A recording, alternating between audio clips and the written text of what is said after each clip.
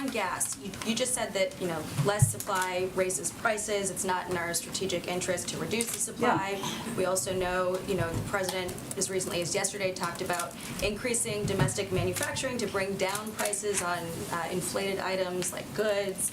So why not apply the same logic to energy and increase domestic production here? Well, there are 9,000 approved oil leases that the oil companies are not tapping into currently, so I would ask them that question. Is there nothing that the administration can do to get those providers back to pre-pandemic levels?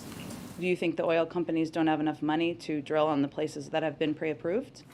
Just asking.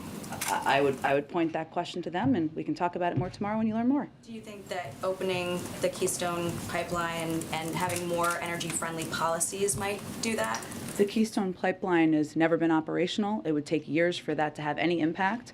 I know a number of members of Congress have suggested that, but that is a proposed solution that has no relationship or would have no impact on what the problem is. We here all agree is an issue. So during those years where it would, take to bring down prices, as you're saying, we should just continue to buy Russian oil?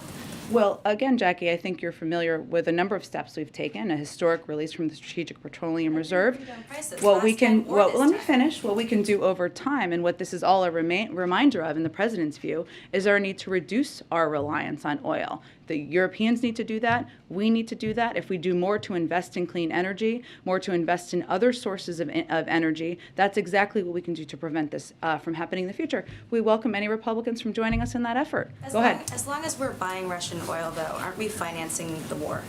Well, Jackie, again, it's only about 10% of what we're importing. I've not made any announcement about any decision on that front, but our objective here and our focus is making sure that any step we take maximizes the impact on President Putin and minimizes it on the American people. And anyone who's calling for an end to the carve-out should be clear that that would raise prices. Go ahead. Thanks.